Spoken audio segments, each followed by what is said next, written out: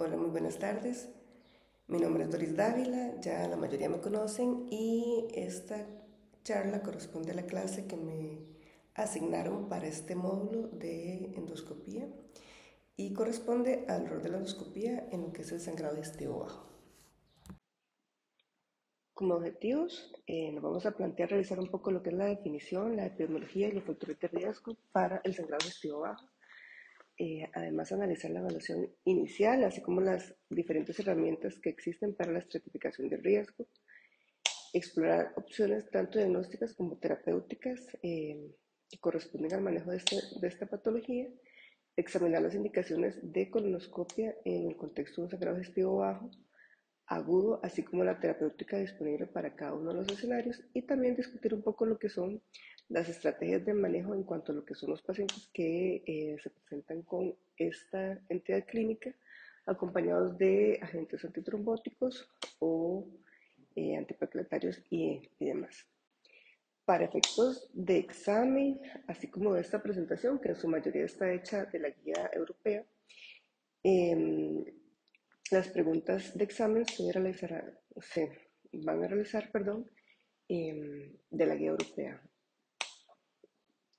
En cuanto a lo que son los contenidos de la charla, bueno, vamos a empezar un poco con lo que es introducción, después vamos a pasar a definir esta entidad clínica, hablar un poco de la epidemiología, factores de riesgo, después vamos a proceder a revisar un poco lo que es el triage en estos pacientes y las diferentes herramientas de estratificación de riesgo que existen, después un poco lo que es el diagnóstico, manejo y el papel de la endoscopia, así como de la radiología intervencionista y la indicación de cirugía en este escenario.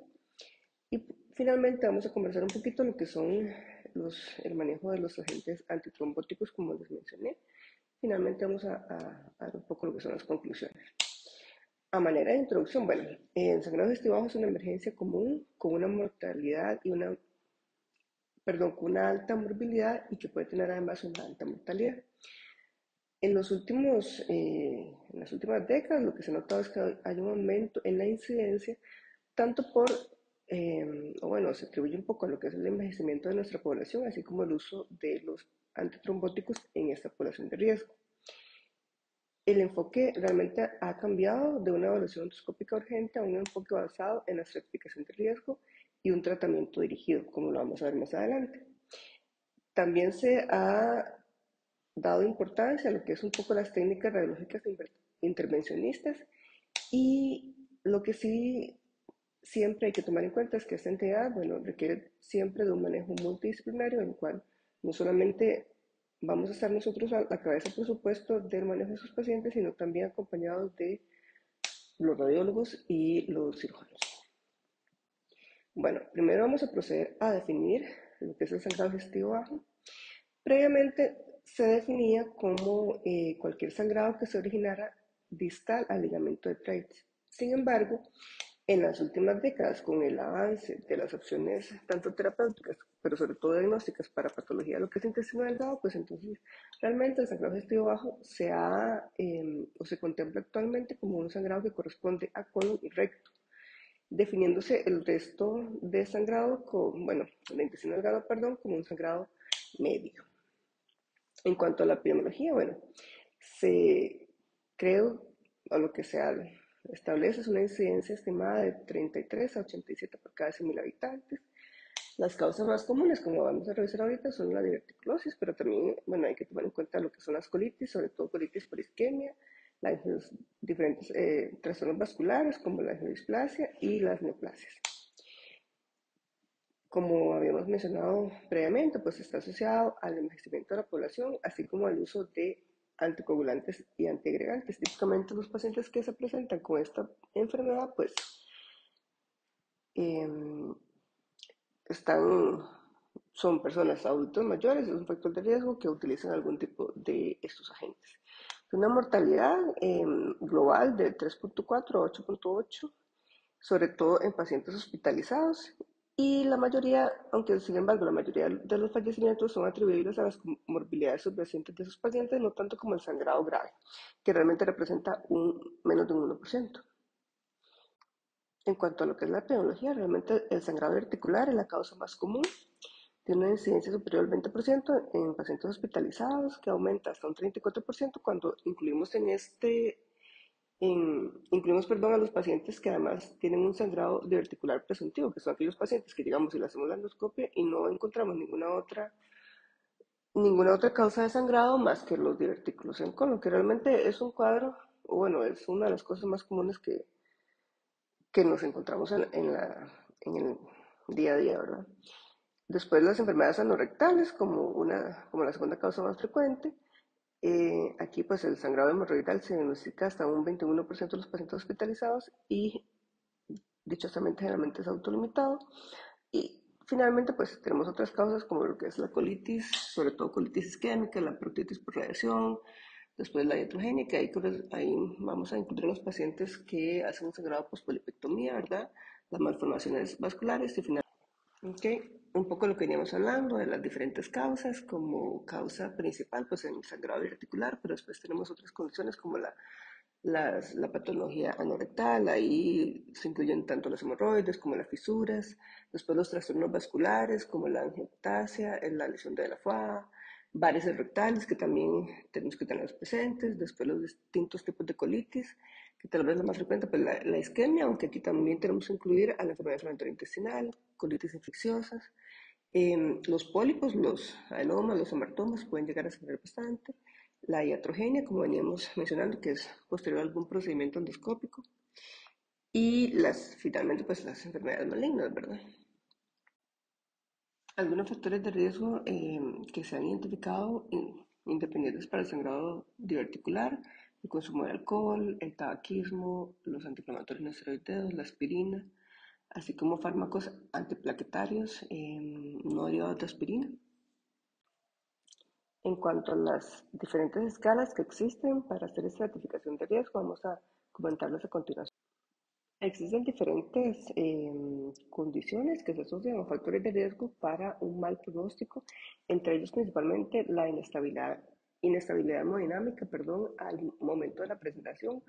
También que al momento de la presentación evalúes un paciente con un sangrado activo, comorbilidades, edad avanzada, hallazgos en los estudios de laboratorio, principalmente en lo que es en el hemograma, en la hemoglobina, perdón, creatinina, albúmina, tiempo protombina, así como necesidad de transfusión, uso de medicamentos concomitantes como son los antiplaquetarios, antitrombóticos o antiinflamatorios no esteroideos.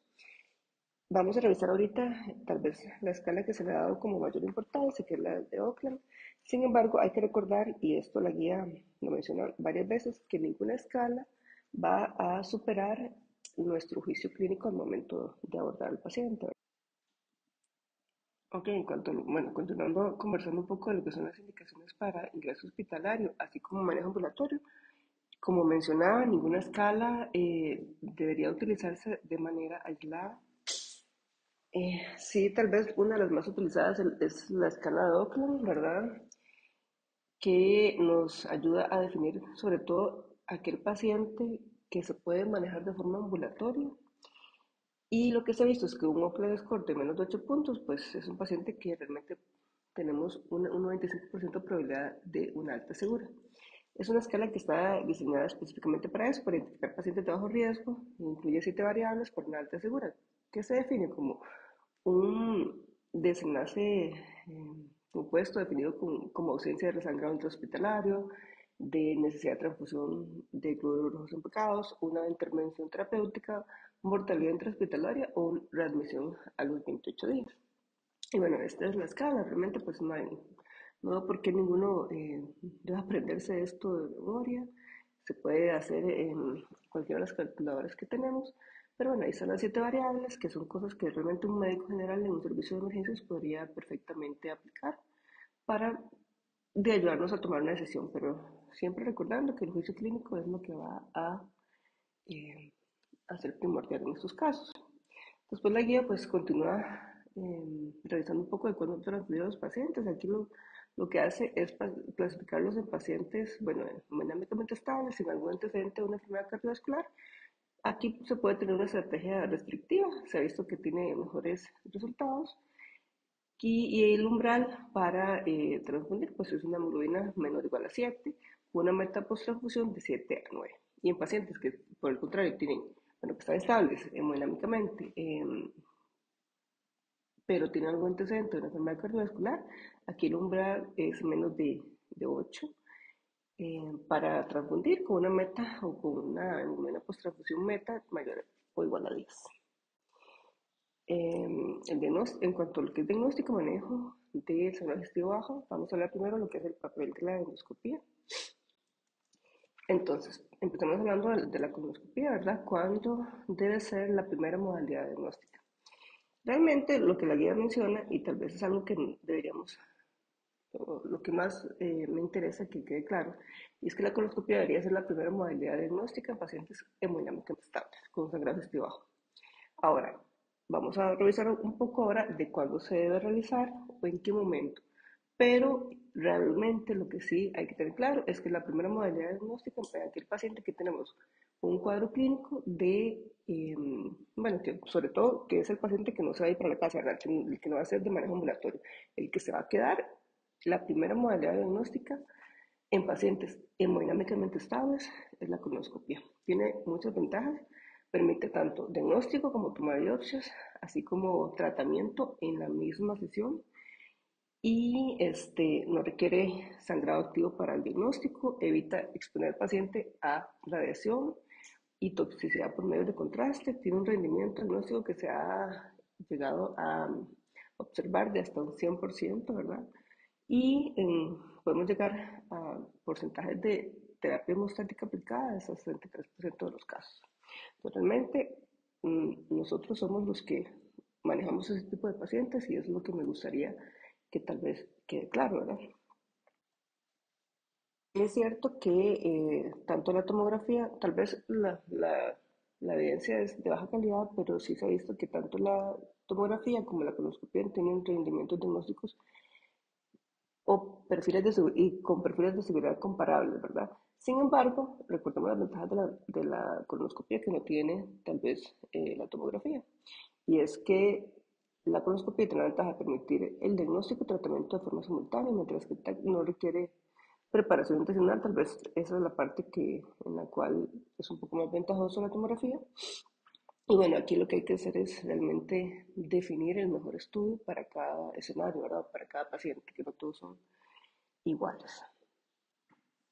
¿Cuál es el momento adecuado para realizar la colonoscopia? La recomendación es que se realice en algún momento durante la estancia hospitalaria, ya que no existe evidencia de alta calidad que demuestre que se debe realizar una colonoscopia temprana. ¿Cómo se define una colonoscopia temprana? En menos de 24 horas. Entonces, lo que recomienda la literatura es realizarla en algún momento de la estancia hospitalaria. Y bueno, esto ya lo mencioné, definición de colonoscopia temprana urgente, es aquella que se realiza en las primeras 24 horas desde la presentación del paciente. Diferida o electiva, pues a realizarse durante la estancia hospitalaria entre las 24 y 96 horas después del ingreso hospitalario. Entonces, esa es la recomendación de la literatura, realizar el estudio en la estancia hospitalaria, diferido, 24 a 96 horas para hacer el estudio. En cuanto a lo que es la preparación intestinal, y bueno, y realmente este apartado fue de los que también me gustaron mucho de la guía, o de la literatura, en realidad, de la recomendación que existe en la actualidad, y es en cuanto a la preparación intestinal. Realmente pues no existen estudios comparativos que evalúen una colonoscopia en un paciente que se presenta con sangrado digestivo bajo, con o sin preparación intestinal. Realmente pues eso no existe o no hay estudios comparativos que lo evalúen. Sin embargo, la recomendación actual, y que dicha que sigue siendo así, es que se realice una colonoscopia después de una preparación intestinal adecuada. Y lo digo de esta manera porque realmente yo no le veo sentido en este escenario clínico ponerse a batir caca, ¿verdad? Más allá de tapar la zona de endoscopía, es muy poco probable que logremos algo más. Hay escenarios clínicos, por supuesto, donde realizamos un estudio endoscópico sin una preparación intestinal adecuada. Por ejemplo, un CUS y un Crohn severo en estos pacientes, pues se le colocan los enemas y se hace la endoscopía dirigida al objetivo, o también un volvulus intestinal, pues igual, es un volvulus de sigmoides, ¿verdad? O de colon izquierdo. Igual en este escenario pues es colocar uno o dos enemas,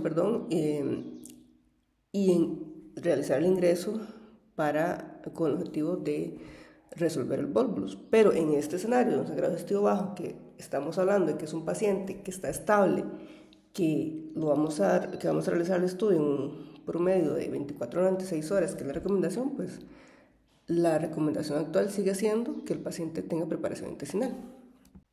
Siguiendo con lo que es los estudios endoscópicos, y eso es algo que también me gustaría que se lleven o guarden ahí en la memoria, y es que en todo paciente con sangrado digestivo bajo sí hay que hacer una gastroscopía. La recomendación actual es que en aquellos pacientes, a menos de que por un TAC ya se haya identificado que es un sangrado definitivamente de tracto digestivo bajo, la recomendación actual es que realicemos una gastroscopía. ¿Y por qué es así? Realmente pues no hay estudios comparativos entre si se debe realizar o no una gastroscopía en pacientes con sangrado digestivo bajo, pero sí se ha visto que hasta un 9% de los pacientes que se presentan con un sangrado digestivo bajo, la fuente de sangrado se encuentra en el tracto digestivo superior.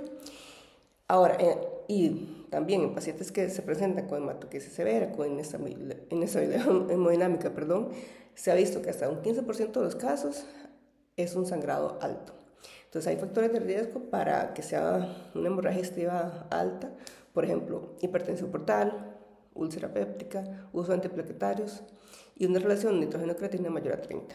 Podría corresponder todos estos factores de riesgo a que sea un sangrado digestivo del tracto superior. Ahora, ¿cuál es la recomendación de la preparación intestinal? Lo que se recomienda es utilizar policlínglicol de alto volumen de 4 a 6 litros, y en aquellos pacientes en los cuales la ingesta oral se ve comprometida, pues se puede utilizar una sonda nasogástrica junto con algo antimético para realizar o facilitar la preparación. Ok, tal vez esta parte es la que a todos nos gusta más. ¿Y cuáles son las opciones de tratamiento endoscópico? ¿O qué hacemos, verdad? Cuanto al sangrado diverticular, pues lo que se sugiere o lo que la literatura sugiere es hacer algún tipo de terapia mecánica. Por ejemplo, un clip, o ya sea un clip de los que se colocan a través del endoscopio o los montados en CAP, ligadura endoscópica. Y también uno de los que me llamó mucho la atención, que la verdad yo no lo he visto, no lo he hecho tampoco, pero ahorita lo vamos a ver, y es como una especie de agarrar el divertículo ahí sangrando con un equipo, con un Endolup, por ejemplo. Bueno, resumiendo igual, coagulación térmica, colocación de clips, ligadura endoscópica o el ASA, ¿verdad? ASA desmontable, así como la inyección local de epinefrina. Entonces, bueno, me encontré por ahí un artículo de el Journal de Gastroenterología, de endoscopía, que no logré como pegar el video, pero bueno, ahí lo vemos, ¿verdad? Primero localizan como el sitio o el divertículo que está sangrando activamente, y como pueden ver, eso es muy bonito y muy fácil de hacer para nosotros como paciente con adecuada preparación intestinal, ¿verdad? Difícilmente, si a este paciente le ingresamos con mala preparación, pues se va a lograr ver esto así de claro, y también trabajar con ese montón de heces por todo lado, pues es mucho más complicado. Pero bueno, eso es algo que la verdad es que no se me habría ocurrido, pero en este caso lo que hicieron fue colocar pues el Endolup, ¿verdad? Después, en lo que son las angioptasias, pues la recomendación aquí es el tratamiento con argón. Lo mencionan así como APC es el tratamiento de elección en la angioptasia del tracto digestivo superior e inferior, tiene menor tasa de complicaciones y menor necesidad de transfusiones de glóbulos rojos. La técnica recomendada pues es solución salina con adrenalina antes del APC en lesiones del colon derecho, y los parámetros pues de 20 a 60 watts con un flujo de gas de 1 a 2.5 litros por minuto. Después, como sangrado post-polipectomía, realmente lo que se recomienda es algo que hacemos, ¿verdad?, de forma rutinaria, el uso de terapia mecánica, clips, tanto clips que se colocan a través del endoscopio como montados por CAP, coagulación térmica, eso en lo que son el tratamiento primario. Y después como terapia de rescate, ellos mencionan que también en aquellos pacientes que tienen un sangrado persistente o que ha fallado la técnica previa, pues el uso de agentes tópicos hemostáticos como el hemospray. Vamos a conversar ahora un poco de lo que es la radiología intervencionista y la cirugía, iniciando un poco en cuanto a la angiografía por TAC. Y lo primero que menciona la guía es cuando este estudio es la modalidad diagnóstica inicial. Entonces se realiza, o la recomendación es realizar una angiografía por TAC en aquellos pacientes que se presentan con inestabilidad hemodinámica y con sospecha de sangrado activo. No se recomienda, se hizo luego en la misma guía una comparación con el estudio de gamografía con glóbulos rojos marcados. Ahorita vamos a ver por qué, cuáles ventajas tiene uno sobre el otro, pero aquí la recomendación no es realizar una gamografía con glóbulos rojos marcados en el contexto de un sangrado digestivo agudo, bajo, ¿verdad? Dado que su precisión es limitada para identificar el sitio de sangrado y también tiene ciertas restricciones logísticas. Entonces, bueno, la angiografía por tomografía está recomendada en pacientes, como mencionábamos, inestables con una sospecha de sangrado activo, tiene una sensibilidad hasta el 95%, con una especificidad hasta el 100% y mejor correlación con angiografía por catéter en comparación con gamografía. Por otro lado, la gamografía con los glóbulos rojos marcados no recomendada debido a su menor precisión y una logística completa, toma hasta 90 minutos adicionales para la adquisición de imágenes. Bueno, entonces al final la guía compara TAC versus gamografía. El TAC localiza mejor el sitio de sangrado, tiene mayor precisión diagnóstica que el sangrado, en el sangrado digestivo diverticular.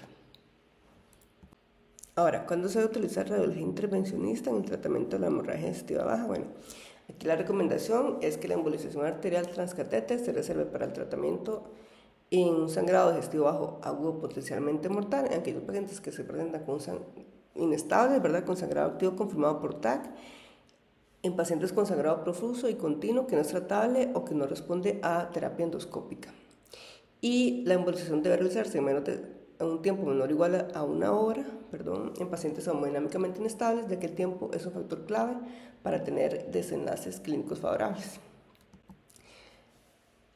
Ahora, entonces, en cuanto a lo que es la radiología intervencionista, está indicada en pacientes inestables con un sangrado activo documentado por TAC, que sea un sangrado profuso, además no tratable por endoscopía. Aquí la recomendación es la embolización transcatéter en un tiempo menor o igual a 60 minutos en pacientes inestables. La terapia endovascular selectiva, es la embolización con microcatéteres, utilizando algún agente embolizante. Ahí mencionan gelatina, cianoclato, coil. Hemostasia sí se ha logrado observar inmediata en hasta un 100% de los casos. Factores que aumentan la detección en angiografía, la inestabilidad hemodinámica, que tengan una caída de hemoglobina mayor a 5, así como transfusiones mayor o igual a 5 unidades, y hay un mayor éxito si la angiografía se realiza en menos de 90 minutos después del TAC. Y en cuanto a riesgos asociados, pues el riesgo de isquemia intestinal, lo que se ha observado es 1 o 4% si la embolización no es súper selectiva. ¿Cuándo se debe utilizar la cirugía como modalidad diagnóstica o terapéutica en pacientes con hemorragia digestiva baja? Igual, aquí realmente lo que menciona la guía es en ningún paciente, salvo en circunstancias excepcionales, ningún paciente debería ser sometido a una laparotomía exploratoria de emergencia sin haber agotado todas las opciones previas, ya sean endoscópicas o radiológicas. Y la guía recomienda que la cirugía solo se realice si el sangrado es causado por una patología subyacente que no es tratable por endoscopía. Ahorita vamos a ver cuáles son las que ellos mencionan.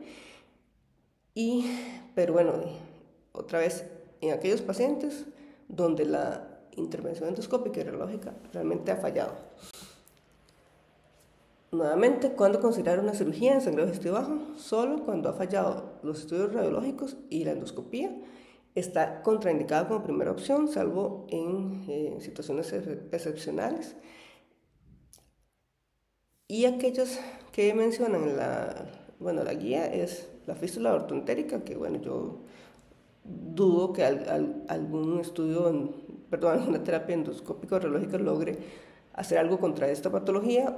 También el artículo de Merkel sangrante. Vamos a conversar ahora un poco de lo que es el manejo de la anticoagulación en los pacientes que se presentan con sangrado digestivo bajo. Aquí la recomendación para pacientes con sangrado menor o autolimitado, o sea, con un Oakland menor o igual a 8 puntos, es no interrumpir la anticoagulación de los pacientes que tengan antagonistas de vitamina K. En pacientes con un sangrado digestivo bajo mayor, aquí la indicación pues sí sería suspender los antagonistas de vitamina K, corregir la coagulopatía según la severidad del sangrado y el riesgo protrombótico. En pacientes con inestabilidad hemodinámica, sí está recomendado administrar vitamina K intravenosa o un concentrado de complejo protrombínico o plasma fresco congelado si no se tiene el complejo disponible. En cuanto a lo que es el reinicio de la anticoagulación, se recomienda reintroducir la anticoagulación en pacientes con indicación de tratamiento a largo plazo. ¿En qué momento? Bueno, en pacientes de bajo riesgo trombótico desde el día 7 tras la introducción y pacientes con alto riesgo, hacer una terapia puente con heparina en menos de 72 horas. Otra vez, a manera de resumen, bueno, la anticoagulación en pacientes con sangrado digestivo bajo, con Oakland menor a 8, no se ha indicado suspender el antagonista de vitamina K. Con un sangrado digestivo mayor, pues sí, aquí sí, suspender y corregir la coagulopatía. Se puede corregir con vitamina K, complejo protrombínico, plasma fresco congelado, y eso sí, no habría, bueno, así lo menciona la guía, que esto no retrase ningún tipo de intervención, ¿verdad? Y el reinicio en pacientes de bajo riesgo al día 7, en pacientes de alto riesgo, hacer terapia puente con heparina en un periodo de 48 a 72 horas. Factores de riesgo, bueno, tal vez esta parte yo diría que lo más adecuado es hacer la interconsulta a cardiología. Sin embargo, sí hay que tener en cuenta que cuáles son los factores de alto riesgo trombótico, por ejemplo, una válvula mitral mecánica, una fibrilación auricular con prótesis valvular o estenosis mitral, un TEP menor a 3 meses. En estos casos, pues igual, son considerados de alto riesgo. La indicación es hacer una terapia puente y también la interconsulta al cardiólogo, ¿verdad? En pacientes con anticoagulantes de acción directa, aquí realmente igual lo clasifican, la recomendación se clasifica si es un sangrado mayor o menor. En sangrado mayor, suspender temporalmente el ingreso, y en sangrado menor, no interrumpir los anticoagulantes de acción directa. Pacientes con sangrado activo o inestabilidad hemodinámica, considerar el uso de algún agente de reversión específico. Más allá del complejo protrombínico, yo creo que nosotros no tenemos, pero bueno, me puedo equivocar. Y aquí se mencionan el idarucizumab en pacientes con dabigatran y el andexanet alfa o el complejo protrombínico en pacientes con inhibidores del factor 10 activado, que sería rivaroxaban, apixaban. ¿Y cuándo reiniciarlo? Bueno, reiniciar a partir del día 7 después del sangrado. En cuanto a lo que es el manejo de antiplaquetarios en pacientes con sangrado digestivo bajo, bueno, la transfusión de plaquetas, primero que nada, no está recomendada de forma rutinaria en pacientes con sangrado digestivo bajo y que tengan además tratamiento antiplaquetario, ¿verdad? Aspirina en prevención primaria, sí está indicada suspenderlo ante un evento hemorrágico y considerar su suspensión permanente, salvo la evaluación del especialista, ¿verdad? Por otro lado, la aspirina en prevención secundaria sí no está indicada a suspender en pacientes con indicación de prevención secundaria, y si la suspendemos, lo adecuado es reanudarlo en menos de 5 días o antes si tenemos una hemostasia adecuada. Por otro lado, los pacientes que tengan terapia antiplaquetaria dual, o sea, aspirina con algún inhibidor de P2Y, aquí continuamos la aspirina y el inhibidor de P2Y puede continuar o suspenderse temporalmente según la gravedad del sangrado y el riesgo isquémico. Y si se interrumpe, igual, menos de 5 días, reiniciarlo. Y finalmente, en cuanto al uso de antifibrinolíticos, bueno, su papel en el sangrado digestivo bajo, realmente no está recomendado el uso de ácido tranexámico Y la evidencia, pues lo que ha demostrado es que no se reduce la mortalidad por ejemplo, en hemorragia articular, y también hay mayor riesgo de eventos tromboembólicos venosos. Este es un esquema que me encontré por ahí en un artículo de revisión que me pareció pues bastante didáctico tal vez, pero lo que quería como señalar es tal vez la primera parte. Vamos a ver, tenemos un paciente con sangrado digestivo bajo, descartamos que no sea patología no rectal y que no sea un sangrado alto, que sí, que si el paciente está estable hemodinámicamente, aquí lo adecuado es prepararlo y hacer una colonoscopia. Ya habíamos hablado un poco en la charla en que esto va a ser del paciente que se hospitaliza, no el paciente ambulatorio.